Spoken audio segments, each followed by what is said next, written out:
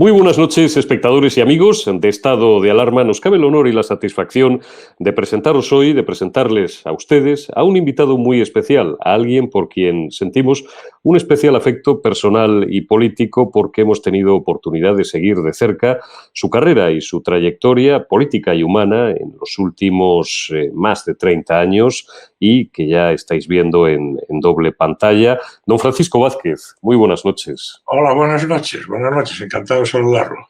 Francisco Vázquez ha sido una persona importantísima en la política española. Los que ya tenéis alguna edad, sin duda le recordáis, desde sus tiempos de alcalde de La Coruña. Yo en aquella época estaba en Galicia, permanecí allí varios años, director de otro medio de comunicación, de Antena 3 Televisión, y seguía muy de cerca su evolución como alcalde y el fenómeno Vázquez, al que luego me referiré, en la ciudad de La Coruña. Fue presidente de la Federación Española de Municipios y Provincias, una persona absolutamente importante y relevante, probablemente una de las 5 o 6 personas más importantes en la historia, en el siglo XX, del Partido Socialista Obrero Español, y también en sus últimos años un puesto tan fascinante como embajador de España ante la Santa Sede. Es un hombre que hoy vive alejado de la primera línea política, pero que de vez en cuando gusta de hacer análisis que seguimos con mucha atención porque su trazo es absolutamente fino y absolutamente certero sobre lo que nos está pasando. Y precisamente por ahí quería empezar, don Francisco.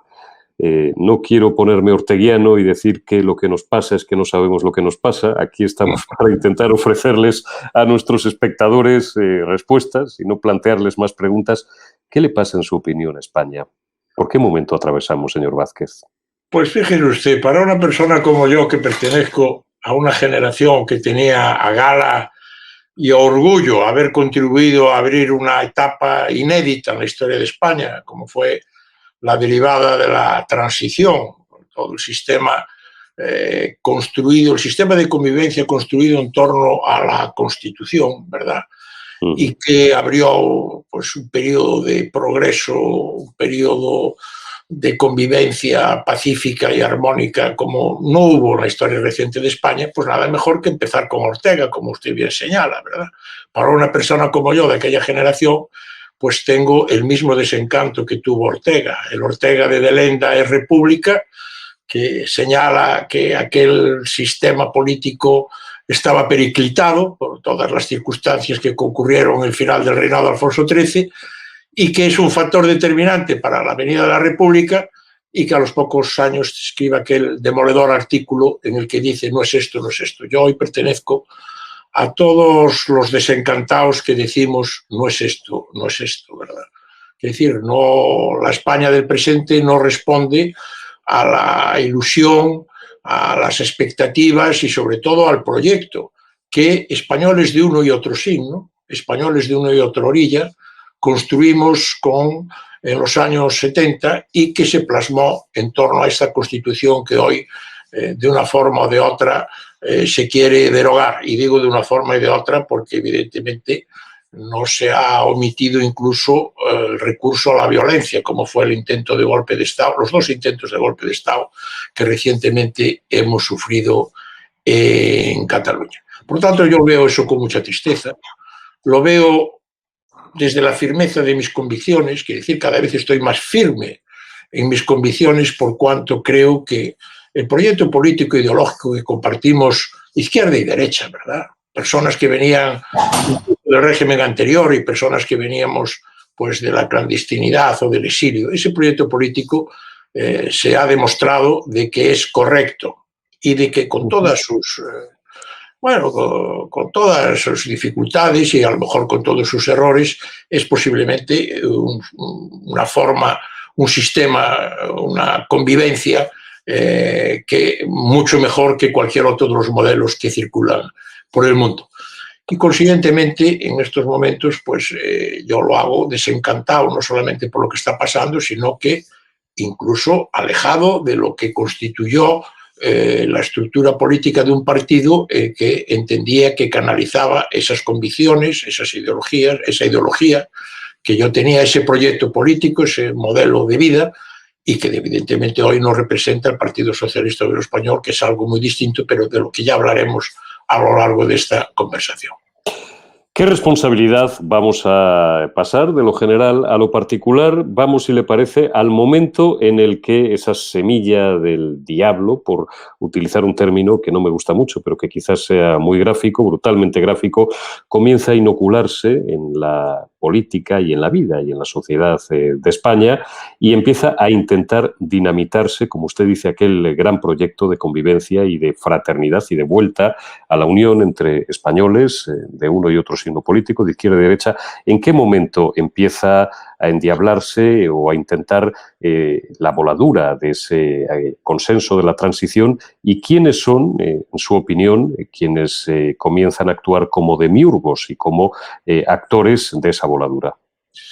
Es que, mire usted, yo creo que el punto de partida en ese análisis es el reconocer un gran error que se ha hecho en España, que es la de considerar que todo lo que era oposición al franquismo era una oposición democrática. Y no es así. Es decir, en aquellos años, igual que había lo que se llamaban los inmovilistas, que querían la permanencia del sistema aún después de la muerte del general Franco, había también una oposición la cual aspiraba a sustituir la dictadura por otra dictadura, una dictadura de corte comunista, ya fuera maoísta, ya fuera castrista, ya fuera soviética en el sentido tradicional del término comunista. Y había también aquellos grupos que aspiraban a romper el Estado nacional. Y cuando digo Estado nacional, lo digo desde la perspectiva del proyecto nacional que durante 500 años ha configurado esta sociedad que conocemos como España.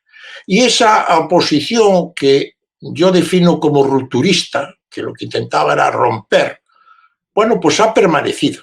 ¿Qué es lo que pasa? Que desde hace unos años esa oposición, esas fuerzas políticas que tienen nombre y apellidos, los independentistas, las fuerzas independentistas separatistas e independentistas catalanas, vascas y gallegas, los grupos populistas de corte comunista, de carácter totalitario, herederos de aquellas siglas ORT, PT, PMC, etcétera, etcétera, o grupos criminales que recurren a la violencia, como es el caso de ETA, hoy conocida con el nombre de Bildu, o el FRAP, el GRAPO, etcétera, etcétera. Todos esos grupos han encontrado la cobertura del pacto, de la alianza, con uno de los grandes pilares de la reforma política, que es el Partido Socialista Obrero Español. Eso es lo que ha pasado. Desde el momento que el Partido Socialista Obrero Español empieza a seguir el modelo rupturista catalán, del llamado PSC, Partido Socialista Catalán, que propone una Maragall con aquel tripartito para acceder al poder, no tiene empacho en pactar con grupos independentistas, como era el caso de Esquerra Republicana. Cuando desde el gobierno central Zapatero pronuncia aquella desgraciada frase: lo que venga de Cataluña y lo que se reforme de Cataluña yo lo aceptaré. Y sobre todo, cuando el Partido Socialista toma la iniciativa de romper con la piedra angular sobre la que se construye la transición, la piedra angular de la propia Constitución, que no es otra que la reconciliación nacional, e impulsa esa desgraciada y mal llamada Ley de Memoria Democrática, en ese momento es cuando se inicia ese proceso al que usted hace referencia. Quiere decir, uno de los grandes pilares, como decía antes, de la transición, la izquierda reformista, una izquierda democrática, como era el Partido Socialista Obrero Español, abandona este campo. Y a través de pactos y alianzas, y además de un proyecto propio desde el punto de vista político e ideológico para asumir y mantenerse en el poder, el Partido Socialista rompe con su pasado reformista. Quiere decir,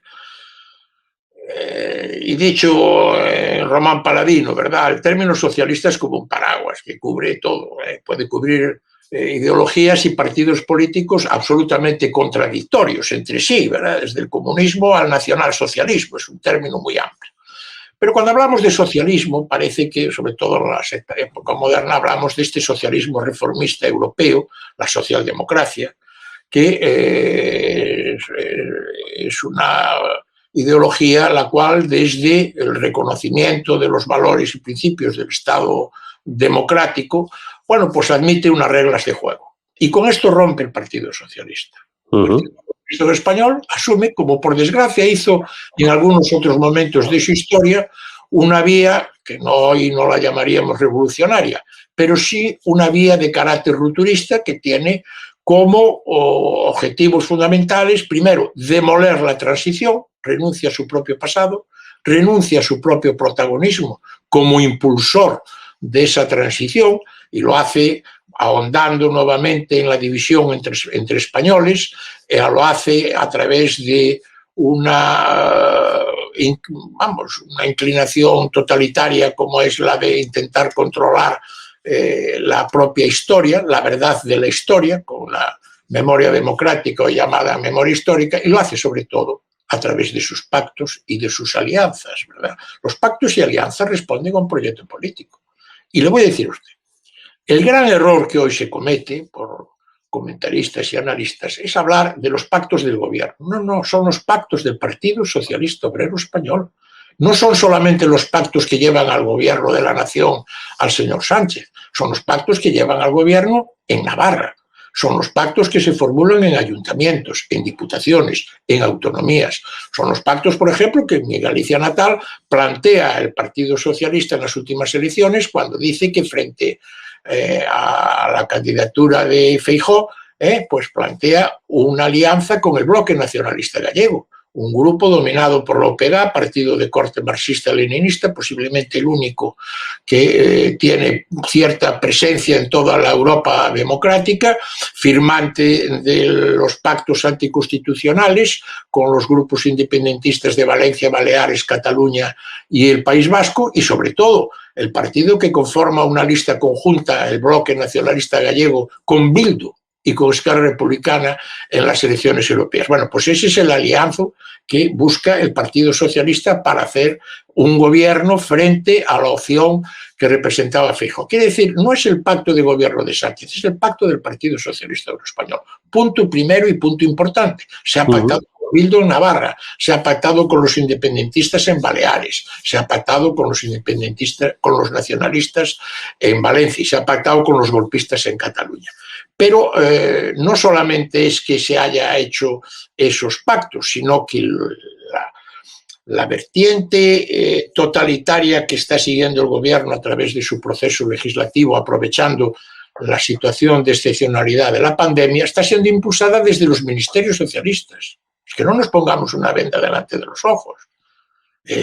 Yo he dicho varias veces, Pablo Iglesias es un charlatán de feria, es un chiquilicuatre que que hace discursos propios de asamblea de facultad, pero nada más, no tiene ninguna fuerza más allá que la de la palabrería. Quienes están haciendo la ley de control de la educación, la ley de exclusión del uso de la lengua española en Cataluña, es la ministra Celaá, ministra socialista. Quien está intentando controlar el Consejo General del Poder Judicial y, de alguna manera, controlar la independencia de la justicia, uno de los pilares de la división de poderes en la que se fundamenta el Estado democrático, es el ministro de Justicia, que además es magistrado. Para mí, uno de los elementos más peligrosos del actual gobierno, porque es el que impulsa esa frase de la desconexión constitucional, buscar legislativamente la manera de ir cambiando la propia Constitución, la que impulsa la ley de memoria democrática que rompe la transición, que es el final de la transición, es la ruptura definitiva con la transición. Es el final de la reconciliación nacional, es la vicepresidenta primera, la sustituta del presidente del gobierno, la señora Calvo. Quiere decir, quien impulsa una reforma fiscal que entra en colisión con toda la realidad fiscal de la Europa democrática ante la situación de excepcionalidad de la pandemia es la señora Montero, por cierto, la portavoz del gobierno. Quiere decir, son todos ministros socialistas. ¿Por qué? Porque, entre otras cosas, los otros son simplemente asistentes, presentes, ¿verdad? Pero nada más, porque dígame usted qué es lo que han hecho, ¿verdad? El del Partido Comunista, ese tal Garzón, el de universidades, la cónyuge de Pablo Iglesias, no han hecho nada. A lo mejor, haciendo sus currículums, es mejor que no hagan nada, ¿verdad? Pero bueno, esto es la situación que tenemos, esta es la situación real, esto es lo que a mí me angustia, ¿verdad?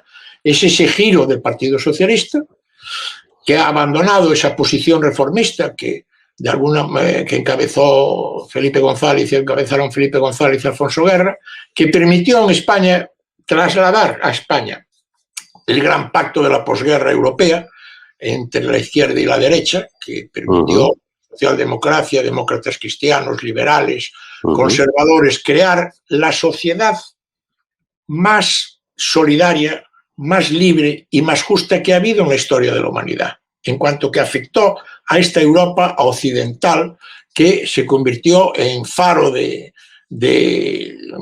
progreso, la llamada sociedad del bienestar. Bueno, pues con ese socialdemocracia, abandono del marxismo, aceptación de la reconciliación nacional, creación de una constitución de todos y para todos, etcétera, etcétera, etcétera, los pactos de la Moncloa, entre otras cosas, bueno, con eso ha roto el Partido Socialista. Pero no ha roto solamente pues con la utilización artera que se hizo de una sentencia para poder hacer un voto de censura, con la complicidad de alguna manera inexplicable del propio Partido Popular, incapaz de tener una visión de Estado en aquel momento y de renunciar a la presidencia del gobierno para permitir la continuidad, etcétera, etcétera. Bueno, el Partido Socialista rompe con todo eso, no solamente para acceder al poder y para mantenerse en el poder, sino rompe como proyecto político, porque he terminado y usted ha sido muy generoso permitiéndome una argumentación larga.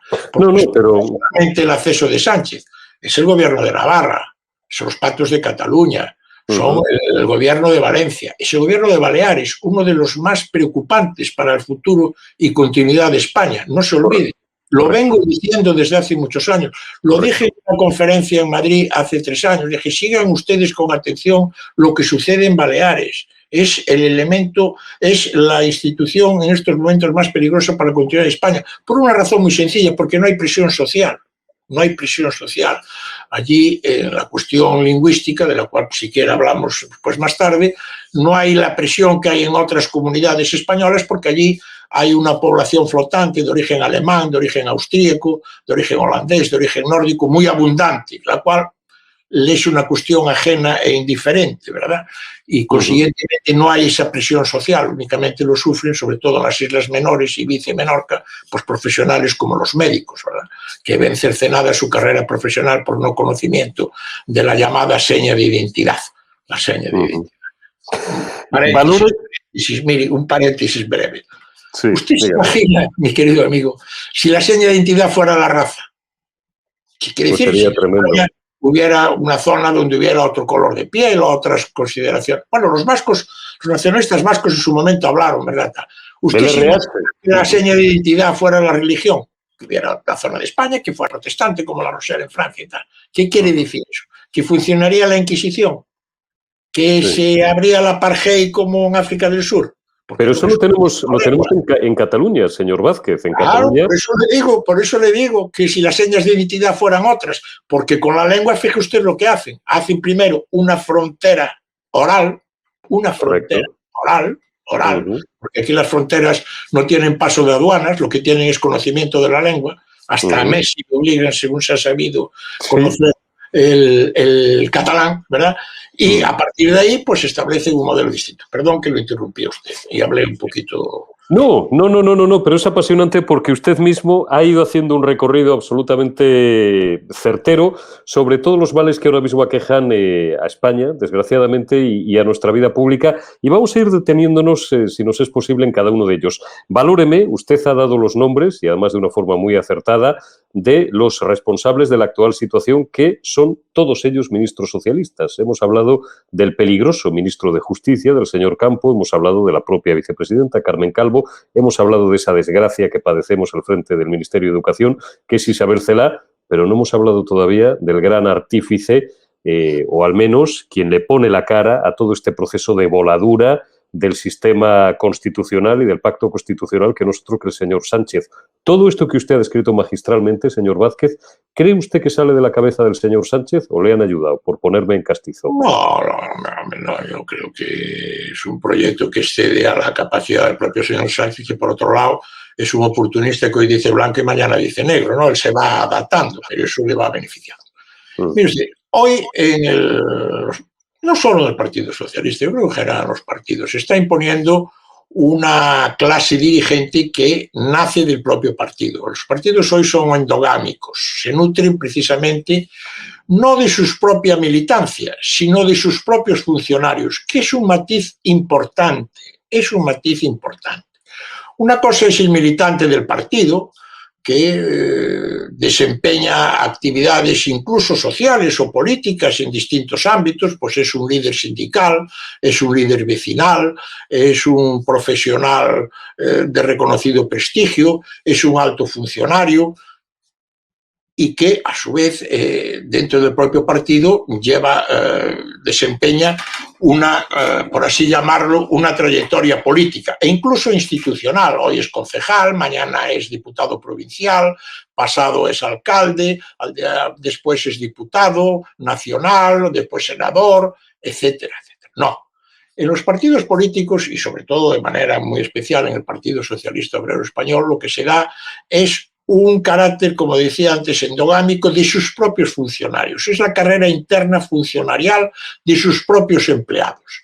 Y Sánchez es un ejemplo claro de ello, como lo es, por ejemplo, Iceta, ¿verdad? Como lo ha sido Iceta, nombrado actualmente ministro.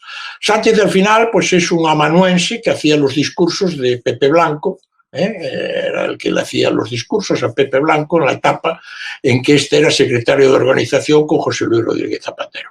Correcto. Aprovecha unas circunstancias determinadas y a partir de ahí, bueno, él se asienta en el poder y se rodea de un cinturón de seguridad, el cual el prototipo, que recoge y refleja además sus propias características personales, que no profesionales ni políticas, es Ábalos, que es el secretario de organización, es otro igual, otro igual. O sea, que decir, es un Ábalos. Yo, del señor Sánchez, bueno, no tengo una buena opinión. Yo, por lo que ha representado su acción, no ya de gobierno, sino incluso de oposición, yo lo considero una persona amoral, carente de la más mínima base de principios y valores morales, hasta el punto de que la gobernabilidad la hace siguiendo los consejos y el proyecto de marketing de un mercenario de la política como es el señor Redondo, ¿verdad? Que hoy sirve a uno como sirve a otro, un Diglis Clean moderno, ¿verdad? No apoyo el Quito. Total. Rey que apoya a mi señor. Bueno, y le da igual hoy apoyar al candidato del Partido Popular en Ayuntamiento de Badalona o la Autonomía de Extremadura, como ser el portavoz del gobierno de la autollamada izquierda. Por tanto, en ese sentido, bueno, es una persona, además, como usted comprenderá, que tiene un tic autoritario muy claro y que se plasma en las decisiones que toma su gobierno. Los oyentes que nos están viendo en estas horas de la noche tienen que pensar lo que está sucediendo en España en estos últimos tiempos. Es decir, si hay un organismo de control, como puede ser, por ejemplo, el de la práctica, de buenas prácticas y buen gobierno, que discrepa del gobierno o que quiere indagar o que quiere tener, de acuerdo con las funciones que le encomienda la ley, la aclaración de en qué se han utilizado los gastos de desplazamientos de avión del presidente del gobierno o cómo se han utilizado las residencias oficiales del gobierno para qué fines, pues si lo que ese organismo indaga o ese organismo, de acuerdo con la ley, solicita, molesta, se depura, sencillamente se depura ese organismo, como ha sucedido hace unos días. Si hay un alto funcionario, sobre todo en las áreas muy sensibles de interior, de seguridad o de Fuerzas Armadas, que simplemente discrepa no desde una perspectiva política, sino de acuerdo con la propia ley, como fue el teniente coronel Pérez de los Cobos, se le cesa. Pero claro, estos son mensajes que van más allá de la depuración y del cese concreto de las personas. Estos son mensajes que tienen gran trascendencia. ¿Por qué? Porque hacen ver al resto de los funcionarios que hay del que se mueva. El que se mueva no sale en la foto. Por lo tanto, obliga a un sometimiento, ¿verdad?, a las intenciones y directrices del gobierno, que llega a un extremo último, porque yo la consecuencia se la voy a decir a continuación, como es este proyecto que se ha hecho ahora para investigar las Fuerzas Armadas y el pensamiento de las Fuerzas Armadas. Describe usted un panorama... De la derecha. Esto es... Y ahora, ¿qué es lo que le quería decir yo con esto? Esto es puro chavismo. Totalmente. Estos son los pasos que se dieron en Venezuela, los pasos iniciales de control de la alta administración del Estado, fundamentalmente en las áreas de interior y de seguridad y en las áreas de las Fuerzas Armadas. Completado todo ello, que hablábamos antes, con el intento de control de la independencia judicial. Y ya tenemos armado y estructurado, ¿verdad? La deriva totalitaria democrática, porque se puede hacer una deriva totalitaria dentro de la democracia que se está llevando en España de una manera muy artera y muy sencilla, aprovechando la excepcionalidad de la situación de la pandemia y de esa manera recurriendo a una situación llamada de alarma, o puede ser de emergencia, etcétera, etcétera, que prevé la propia Constitución y que permite prescindir del poder legislativo y gobernar vía decreto ley y gobernar vía procedimiento de urgencia para todas las leyes. Con lo cual, el poder legislativo lo tenemos controlado, relegado e inoperante, y el poder judicial iniciamos el control del mismo. Este es el panorama que hay. Cada uno después que diga lo que quiera, porque el error de la oposición en estos momentos, que es una situación grave, es seguir el juego del día a día, porque lo que hacemos, hablamos del problema de cada día y lo que olvidamos es el análisis de la estructura general de lo que está sucediendo, del proyecto político encubierto que hay de ruptura con el actual sistema constitucional y de ruptura que conlleve la creación de un nuevo modelo de Estado, el cual termine con el modelo de convivencia que conocemos con el nombre de España, la llamada España plurinacional, la España confederal, etcétera, etcétera, incluso con la ruptura de esa propia unidad y después con la implantación de un sistema de carácter populista, en el cual se apliquen los valores y principios ideológicos de los grupos que hoy conforman la mayoría que gobierna España. Punto final. Y dentro de esa voladura, señor Vázquez, y además usted ha sido en los últimos años de su carrera política embajador del Reino de España y además ante la Santa Sede, que es un puesto, insisto, fascinante para todos los que nos apasiona la diplomacia. Digo, el último paso dentro de esta voladura que usted ha descrito magistralmente es ir a por la corona, porque van también a por la corona, van también a por la clave del arco del sistema. Por usted lo acaba de decir usted muy bien. Claro, porque es la manera de cambiar la Constitución. Es decir, si usted acaba con la monarquía, evidentemente hay que hacer un nuevo periodo constituyente y hay que crear una nueva Constitución, porque la actual es una Constitución monárquica. Lo están haciendo además de una manera, yo no sé cómo no se denuncia eso de una forma más enérgica en el Parlamento por parte de la oposición, de una manera muy sutil, quiere decir, están bajo la apariencia de intentar defender a la monarquía a través de una estrategia, le va a parecer a usted una contradicción, y no es una contradicción, a través de una estrategia de descalificación de la propia monarquía, como es toda la campaña contra el propio rey emérito Carlos I, pues se intenta proteger al actual rey Felipe VI y se habla de hacer una nueva ley de desarrollo de la monarquía, etc. ¿Por qué? Porque eso permitirá abrir un debate parlamentario de 2, 4, 6, 8, 10 meses, imagínese usted, en la tribuna parlamentaria poniendo en entredicho a la propia monarquía, sacando documentos y pruebas, muchas veces no compulsadas, no probadas, etcétera, etcétera. Bueno, un debate sobre la monarquía que sería demoledor. Y después, en segundo lugar, realizando además una vía para llevar a cabo el referéndum constitucional. Porque ese es el objetivo. Porque si usted comprenderá, si se quiere hacer una ley de la monarquía, que no hace falta hacerla, no es preciso toda vez que la propia Constitución la regula perfectamente, si se hace una nueva ley de la monarquía, ¿qué es lo primero que habría que reformar? El sistema de sucesión. Correcto. Cuando se elaboró, yo fui diputado constituyente, y en aquella etapa formaba parte de la comisión ejecutiva del PSOE que encabezaba Felipe González de Alfonso Guerra. Yo tenía 30 años.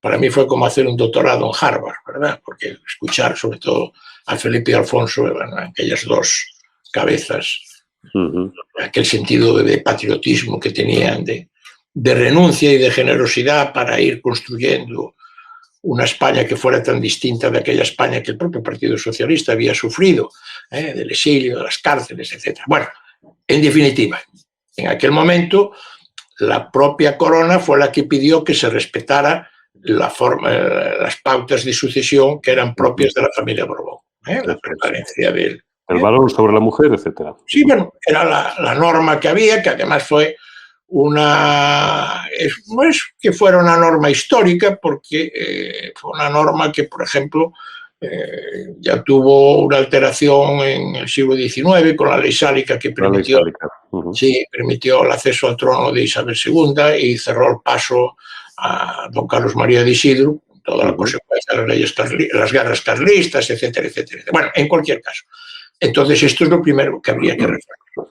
Y eso implicaría una apertura de una reforma de la Constitución y de un referendo. ¿Usted se cree que en la España de hoy ese referendo y esa reforma constitucional se limitaría exclusivamente a votar si se cambia o no se cambia el orden de sucesión al trono? En absoluto. Se abriría todo. El modelo autonómico, el derecho de autodeterminación, las formas de propiedad, las limitaciones a la propiedad, todo lo que usted quiera, ahí se metería. Sería la voladura del propio sistema. Sería de alguna manera el harakiri del sistema constitucional, como hubo el harakiri de aquellas cortes de procuradores franquistas, ¿verdad? Sería el mismo harakiri. Y eso es lo que se pretende. Sí, la Constitución, a lo mejor, habrá que retocarla, como se han retocado todas las constituciones. La más antigua, la americana, tiene varias enmiendas. Cuando se hizo la Constitución no estábamos en Europa. Hoy estamos en Europa, a lo mejor hay que adaptar. Cuando se hizo la Constitución no había el sistema de nuevas tecnologías que nos permiten a usted y a mí estar viéndonos y estar hablando directamente algo que era impensable en el año 77. ¿Comprende usted? Haríamos por teléfono todo lo más. Que a lo mejor hay cuestiones especiales que podría en su momento tocarse o retocarse, pero no un proceso de reforma constitucional, que es lo que intentan los rupturistas y que de alguna manera el Partido Socialista es cómplice del mismo.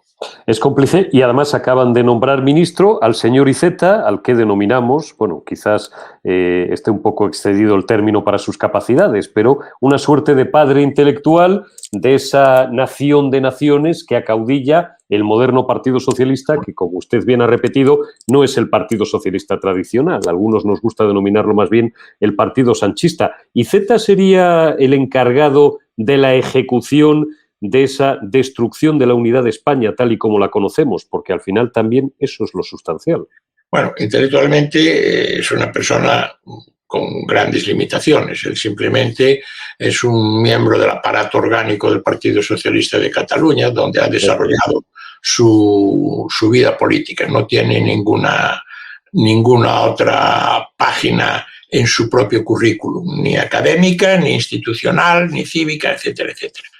Él lo que hace es aplicar aquel principio que impulsó Pascual Maragall, el Partido Socialista de Pascual Maragall, para poder acceder al poder.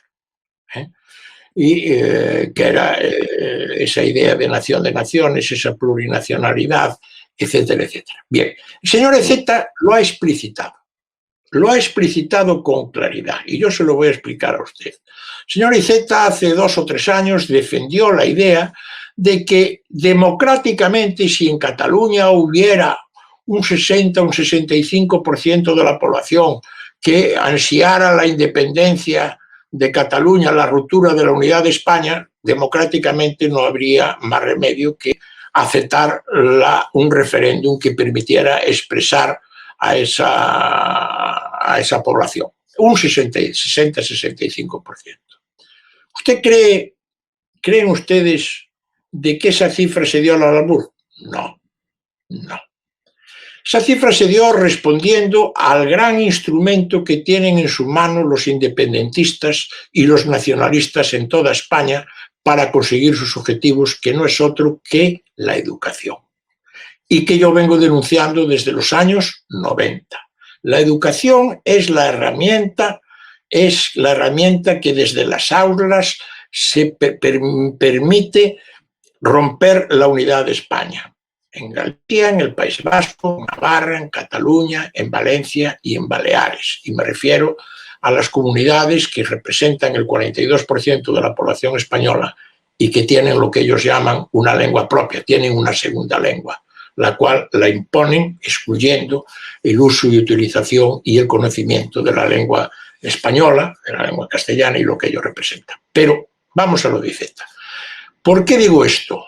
Porque si usted toma como punto de partida el momento en que se transfiere la educación a Cataluña, en el momento en que el gobierno de Jordi Pujol asume el control del currículum educativo de los jóvenes catalanes y por lo tanto instrumentaliza ideológicamente la enseñanza de la historia, deformando la verdad, explicando que Cataluña es una realidad propia con unas señas de identidad propias, diferente y ajena a España, la cual se presenta como algo ajeno, algo excluyente, cuando no hostil. Desde ese momento se va inoculando la ideología nacionalista a generación tras generación de catalanes que pasan por las aulas, de vascos, de valencianos, de baleares, etcétera, etcétera. Y si usted toma la suma de la población que había en aquel momento cuando se transfiere la educación y la que hay actualmente, y usted lo compara con los valores estadísticos que indican por qué hay un 48% de catalanes que quieren la independencia, verá usted que son cifras paralelas y similares. Y lo que le estoy diciendo, lo vengo diciendo, repito, del año 90, y es grave, y es partiendo de datos claramente objetivos. ¿Por qué cuando se inicia la transición solamente hay un 11,7% de catalanes que se sienten más catalanes que españoles y quieren la independencia de Cataluña? ¿Y por qué ese 11,7 hoy se ha convertido en un 48,5? ¿Cuál es la razón? ¿Qué es lo que ha pasado en tan corto espacio de tiempo, en poco más de 20 años? La educación, el instrumento de la educación, la ideologización que se ha hecho a través de los libros de texto, a través de la selección del profesorado, a través de los programas educativos, a través de la marginación del uso de la lengua española, a través de todo el manejo de actividades extraescolares, a través de la conversión, por tanto, de personas normales que no están politizadas, pero que sencillamente han sido educadas en esos principios y que consideran que España es una realidad ajena, cuando no hostil, y que ellos son catalanes y son totalmente distintos.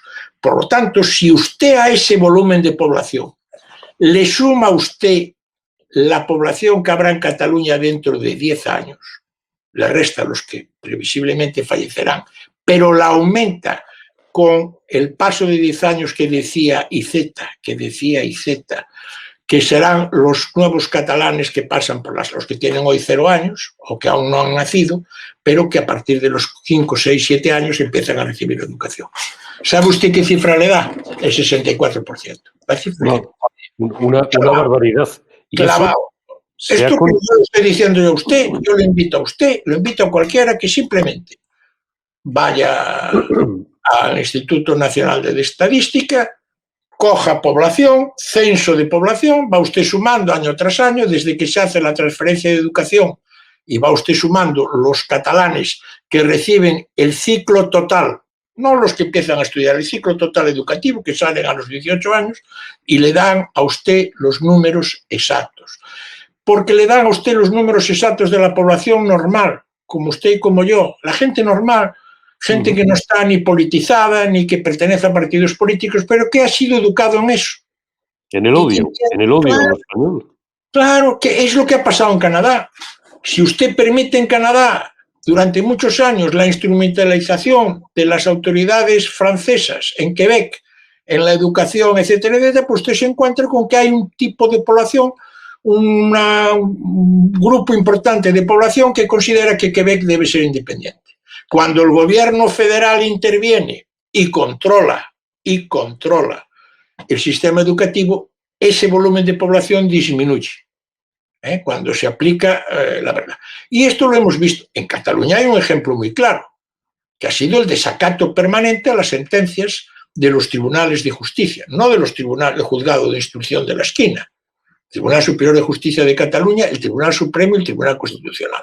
Un desacato que ha culminado en un golpe de Estado, en un intento de golpe pero el de Estado. desacato educativo, en las leyes, en las sentencias sobre respecto a temas educativos, a la libertad de las personas para poder educar a sus hijos en castellano, o la libertad o la denuncia que se hacía con respecto a los programas de texto, a los currículos escolares, ¿verdad? Y esas sentencias se han incumplido.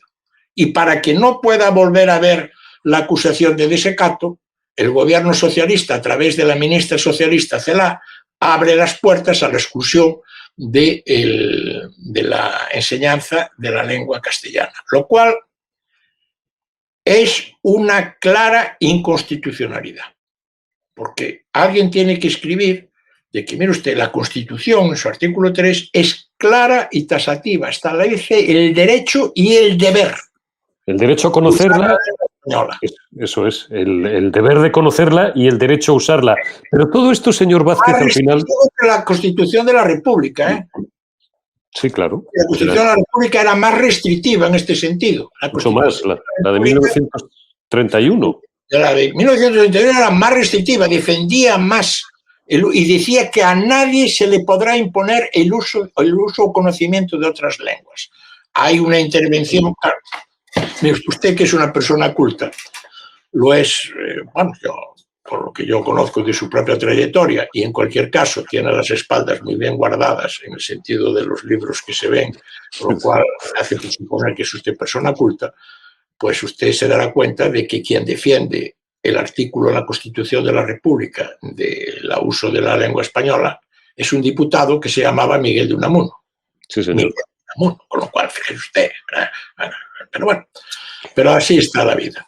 Y no es un poco patético, y no voy a abusar muchos más minutos de su tiempo ni de su paciencia, don Francisco Vázquez, ¿no es un poco patético que 11 millones de españoles, por supuesto con el respeto a la libertad de cada uno, de depositar su papeleta en la urna por la opción política que considere más oportuno o conveniente, estén respaldando esto?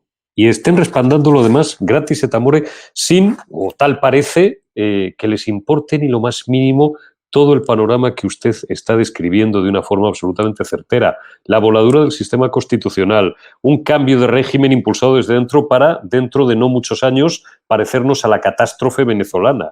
El odio a lo español en algunas comunidades autónomas envenenando desde hace décadas el sistema educativo y, como dice un buen amigo mío, a veces, más de las que nos gustaría, parece que el español se conforma con pagar, tragar, callar, y yo siempre añado, y votar una vez cada 4 años a los que sigue creyendo que son los suyos.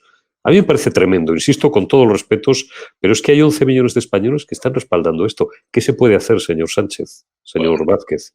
Pues mire usted, en primer lugar, no hay que olvidar que de unos años para acá hay una instrumentalización de los medios de comunicación públicos grave y preocupante. Es una manifestación más de esta deriva totalitaria que es la televisión pública. La televisión pública está adoctrinando desde primera hora de la mañana hasta el telediario del mediodía y unos telediarios siguientes. Es decir, los programas de la mañana es un auténtico escándalo, ¿verdad? Quien va allí los va a legitimar. Quien va allí los va a legitimar. Yo siempre me doy la opinión. Porque si no, no vas. Claro, si usted no va, al final los está deslegitimando. Es decir, los está obligando a que únicamente desarrollen sus programas con interlocutores que lo que les hacen es restarles la credibilidad de la independencia, que como tal no existe. No olvidemos, por tanto, de que hay una deriva grave y preocupante. Desde luego hay también, porque no vamos a negarlo, una serie de errores por parte de la oposición que hace que no haya esperanza de alternancia. La esperanza de alternancia es un pilar clave en los sistemas democráticos. Cuando un gobierno entra en descomposición o comete grandes errores, siempre lo que hay es la esperanza del cambio. cuando Unión de Centro Democrático, pues aquello se transformó en una jaula de grillos, el Partido Socialista, encabezado por Felipe González, era un partido fuerte que tenía un programa y un proyecto que coincidía con las expectativas de los ciudadanos y les daba confianza, había alternancia. Cuando el Partido Socialista, desgraciadamente, se vio sacudido por una corrupción que no fuimos capaces de detectar ni de controlar y que sacudió los cimientos de la democracia española, el Partido Popular, que encabezaba José María Aznar, era un partido en aquellos momentos fuerte, unido, con un proyecto, sobre todo desde la perspectiva económica, etcétera, etcétera, que ofrecía cierta seguridad a los ciudadanos españoles. Había alternancia. Hoy no hay esa alternancia, porque la oposición, primero, está dividida y la oposición comete grandes errores, porque la oposición se limita únicamente a un ejercicio diletante día tras día en un parlamento que prácticamente es inoperativo. Se debate sobre la anécdota de lo que ha sucedido el día anterior, no sobre los hechos claves, no sobre los hechos claves que están sucediendo y que son los que hay que denunciar. Aparte de ese mensaje constantemente negativo en una situación, que es a lo que voy, en la que hay muchos españoles que únicamente están preocupados por la pandemia. Están preocupados por su salud, porque están muriendo mucha gente, ¿verdad? Y, consiguientemente, había que ofrecer diálogo o acuerdo en las cuestiones relativas a la pandemia, ¿verdad? Aunque el gobierno no lo aceptara. Por cierto, si usted me permite, yo es una cosa... ¿Cómo no? Yo, quien le habla, es una persona, evidentemente yo estoy muy escéptico y muy desencantado y mis palabras yo creo que lo demuestran claramente, ¿verdad? Pero desde la ironía gallega lo estoy, ¿verdad? Porque fíjese usted, si hay un país que ha gestionado mal la pandemia es España. En la primera ola, en la segunda ola, en la tercera ola, en la resaca, en todo. Ha sido una gestión, me remito a las cifras, a los datos.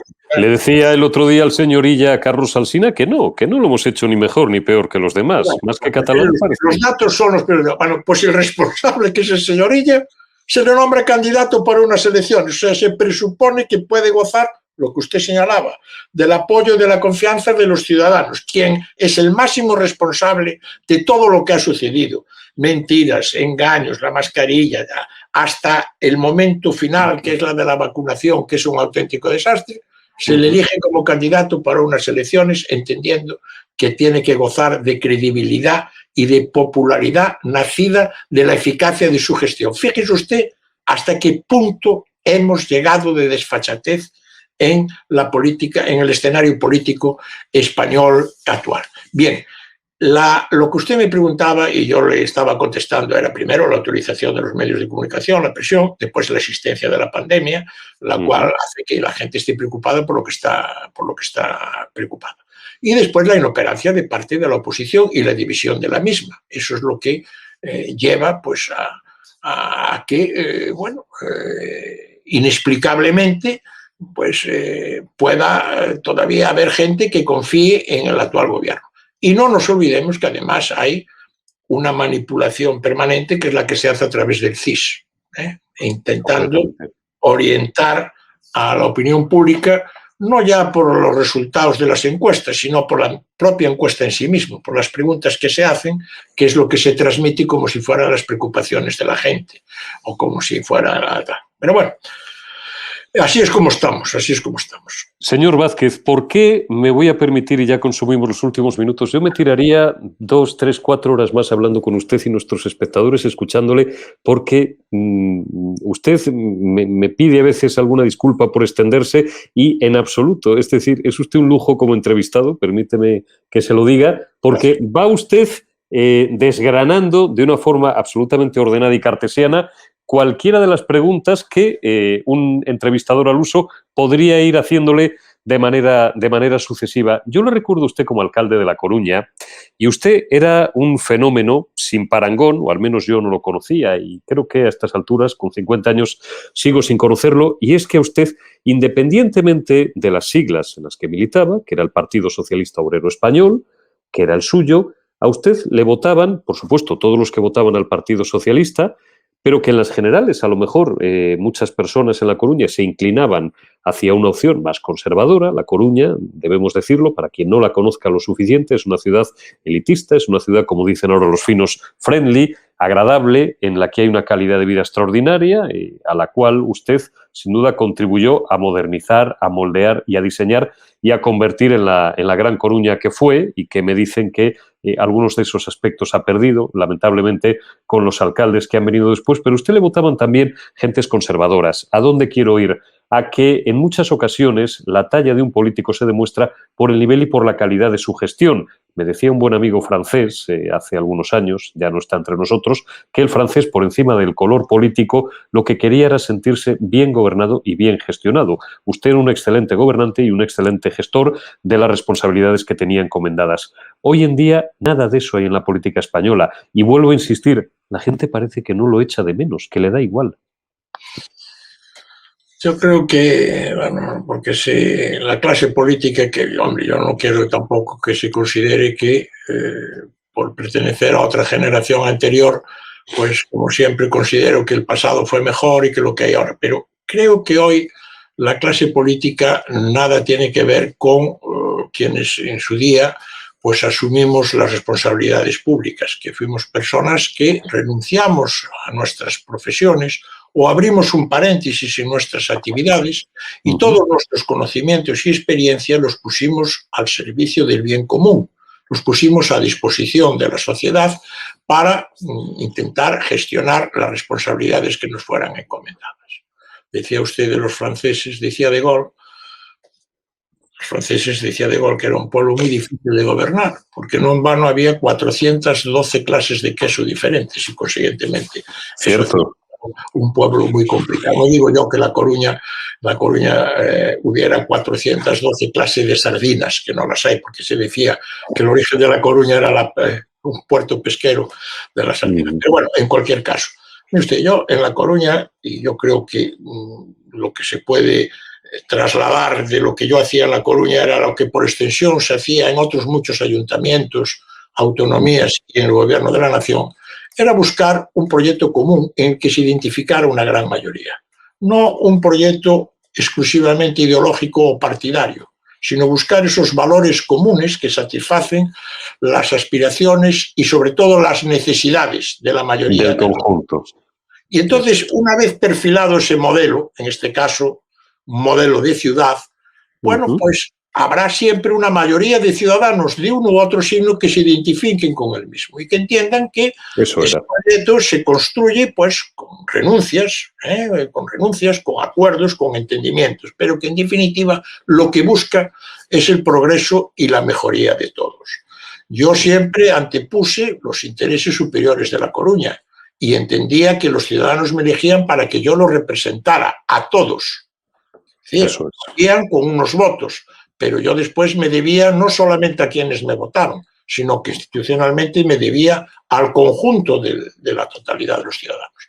Bueno, si usted lo piensa, la transición se construyó sobre la aportación de políticos que provenían, unos del anterior sistema político, del anterior régimen, otros que venían de la clandestinidad o del exilio, pero en general se construyó sobre personas que venían de actividades profesionales variadas y distintas, no de premios Nobel o licenciados en Harvard, no, líderes sindicales, bregados en la lucha sindical, en la negociación de convenios colectivos, en la organización de huelgas, líderes vecinales, líderes sociales que habían prestado sus conocimientos o sus facultades al servicio de las necesidades o de los problemas o de las reclamaciones de la ciudadanía, personas de la alta administración, diplomáticos, letrados del Consejo de Estado, abogados del Estado, maestros, funcionarios, es decir,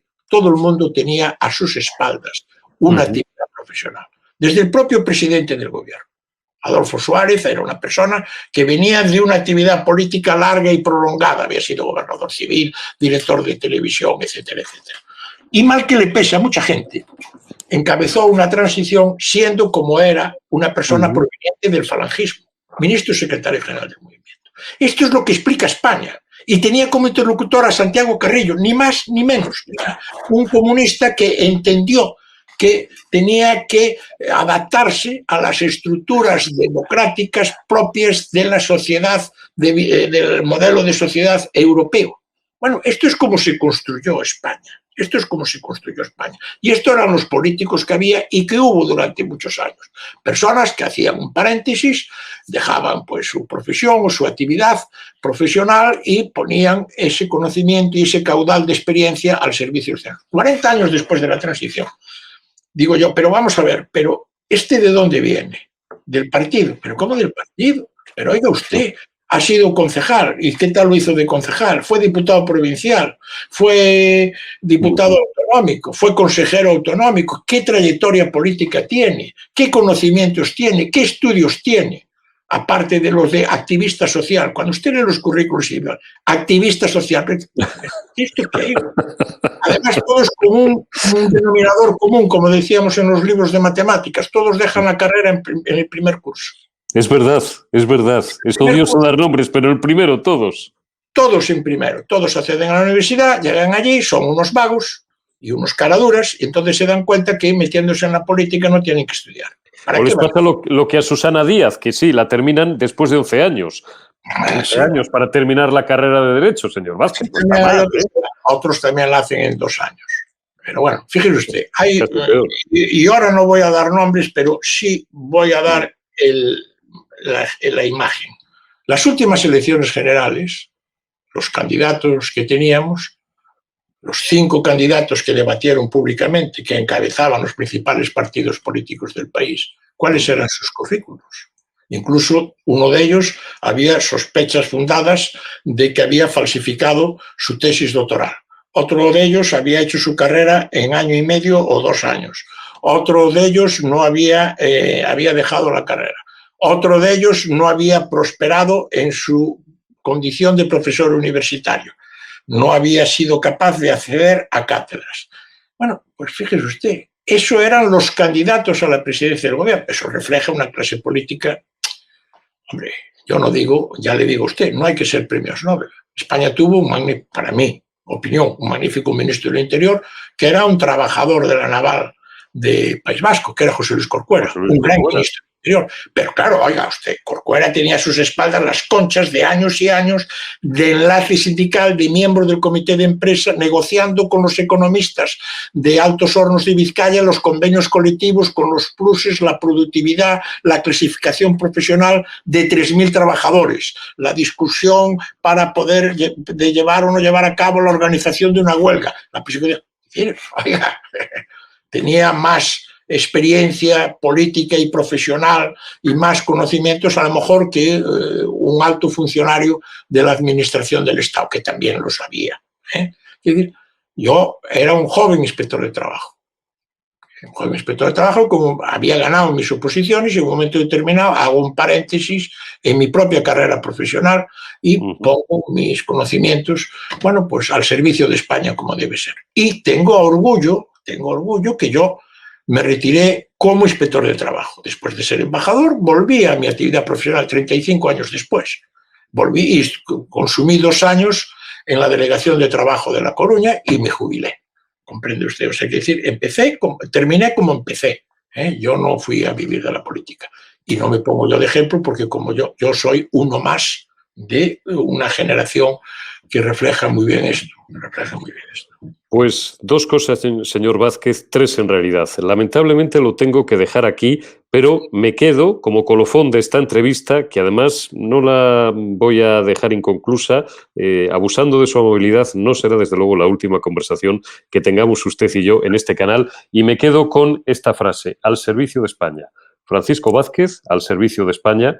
Muchísimas gracias, de verdad, y de corazón, en mi nombre y en nombre de todos los espectadores y amigos de Estado de Alarma, porque ha sido 1 hora de conversación, de charla deliciosa, ha sido una clase magistral, una masterclass, como llaman ahora los finos, una lección de historia magistral, lección de política y lección de lo que nos está pasando y de lo que nos puede pasar si no tomamos cartas en el asunto, si una gran mayoría de los españoles no llega a ser consciente de la enfermedad y no me refiero a la enfermedad sanitaria que estamos padeciendo, sino otra que es mucho peor, de la enfermedad política, social, institucional y, por ende, desgraciadamente económica, que está sufriendo ahora mismo nuestra querida y vieja y gran nación, la nación más antigua de Europa. Señor Vázquez, de corazón, muchísimas gracias. Cuídese mucho, mucha suerte y seguiremos hablando, si usted lo desea, en estado de alarma.